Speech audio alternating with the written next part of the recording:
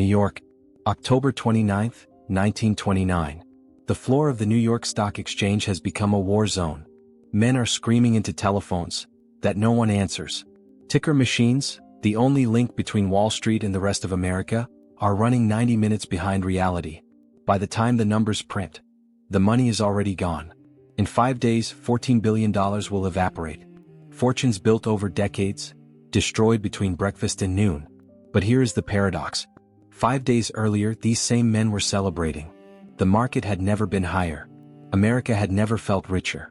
No one believed it could fall. This is how it fell. To understand the crash, you have to understand the party that came before it. The 1920s were unlike anything America had ever experienced. The Great War was over. Industry was booming.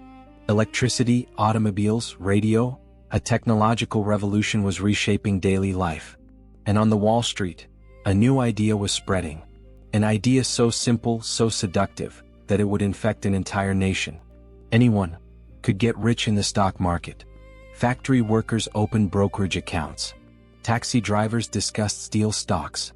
According to one widely repeated account, a shoeshine boy in Manhattan gave stock tips to his own clients. The great economist Irving Fisher declared, just weeks before the collapse, that stocks had reached, quote, a permanently high plateau. The word permanently would age badly. But this wasn't just optimism.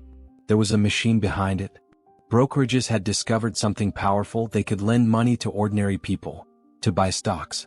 It was called buying on margin. The concept was devastatingly simple. You wanted $100 of stock? You didn't need $100. You needed 10. Your broker lent you the rest. By 1929, broker loans had reached nearly $8 billion, a figure that alarmed almost no one, because as long as the market went up, everyone won. The investor made profits on money he never had. The broker collected interest on loans backed by rising shares. It was a perfect machine. But it had one fatal flaw, one that no one wanted to see. It only worked in one direction. The mechanism has a name: margin leverage. Imagine you have $10. You borrow $90 from your broker. You buy $100 of stock. If the price rises 10%, you double your money. Your 10 becomes 20. But reverse the equation. If the price drops 10%, your investment is gone. Your $10 wiped out. And you still owe 90. This is where the trap closes. Your broker issues a margin call, a demand for immediate cash. If you can't pay, and in 1929 most couldn't, the broker sells your stock. Automatically.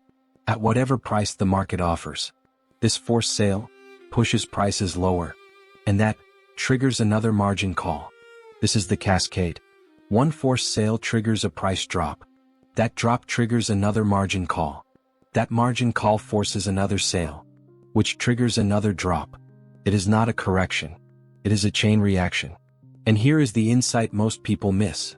The crash doesn't require panic. It doesn't require bad news. It doesn't even require fear. It only requires arithmetic. When an entire market is built on borrowed money, the smallest decline becomes a detonator. Not because people choose to sell, but because they are forced to. According to economists of the period, by late October 1929, margin debt had turned Wall Street into the largest leveraged position in financial history. The question was never if it would break. The question was when. Thursday, October 24, 1929. A day the newspapers will call Black Thursday.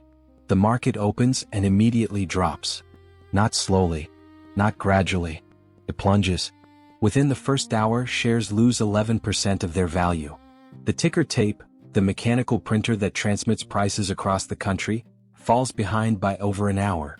Traders on the floor are selling stocks, whose prices they no longer know. Rumors spread faster than numbers. By noon, a crowd has gathered outside the exchange on Broad Street. Police are called.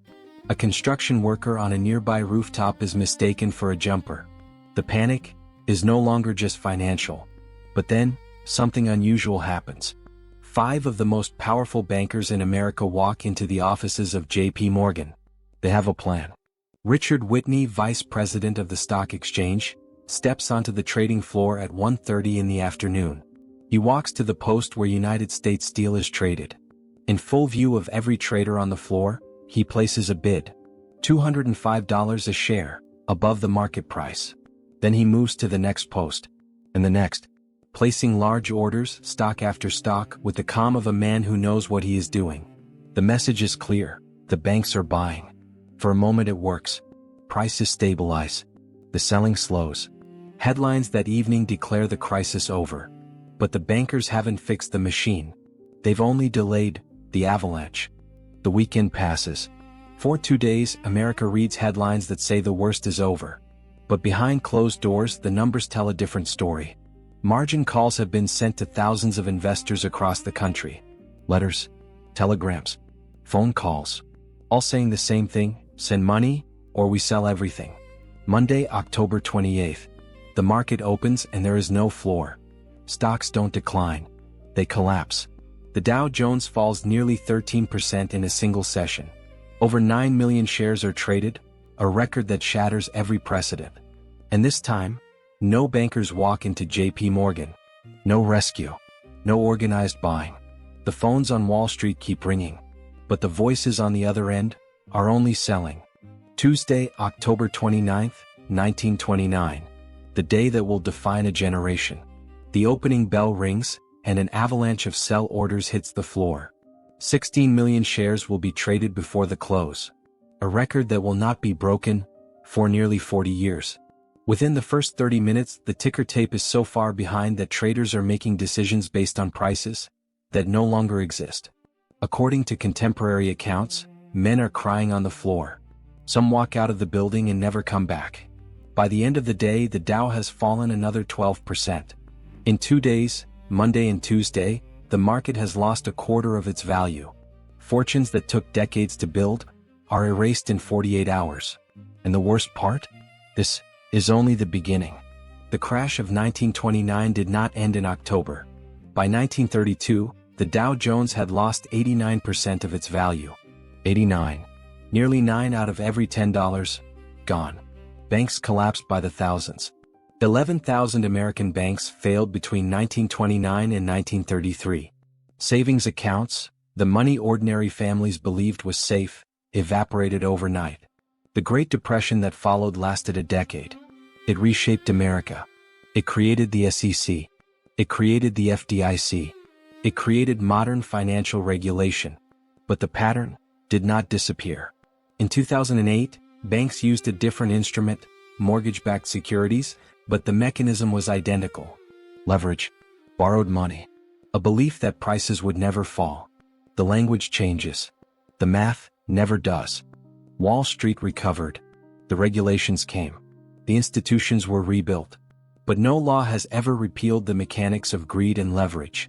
Every generation believes it has learned the lesson. Every generation discovers it hasn't.